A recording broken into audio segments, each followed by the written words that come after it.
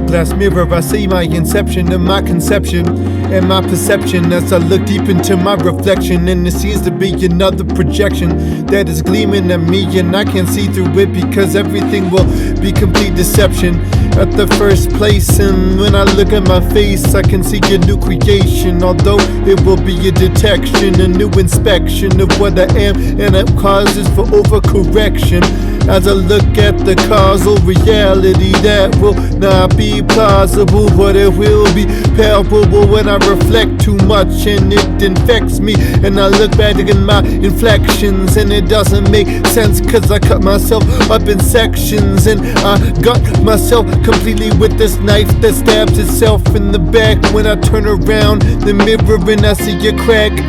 and crackle, that's when everything will get out of the shackles, because I fracture it until it's in fractions and fragments, and it completely shatters, and I create a new matter as everything generates again, and I see it all scatter across the floor, and I explore and implore myself to look through my pores, and I look through every fraction of my reflection and refraction, and suddenly it's a new perception. It's not lost in distraction, instead it makes sense in my presence that isn't no permanence, instead is within this transience of my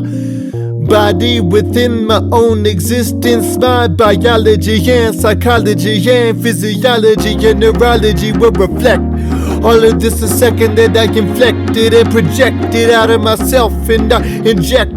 the CD never to let it eject, because I'm going on this endeavor and I'm bringing it all back together, and every single fragment will begin to melt right here till it's unpermanent and it's completely transient. But I'll never get lost in this intransigence, cause I understand that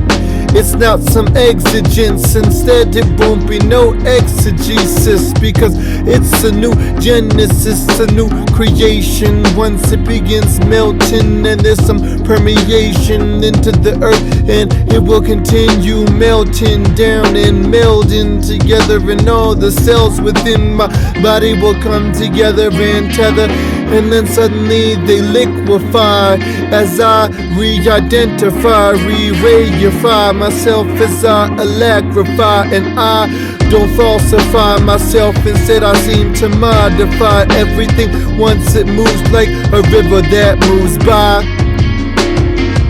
And I consider the reconfiguration of my own figure as it slithers all the way down the river's path. And I understand that it will be like a telepath that I connect, and it will be like perfect liquid math that will move as rapid and as vivid as possible, and it will never just be so solid, because it must be moving beyond the midsection of my reflection when it's breaking past everything, and I'm finally awakening and see how it can't be clashing even in the ash of my evening.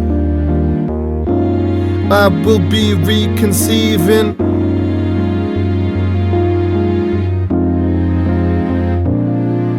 myself as the glass mirror melts.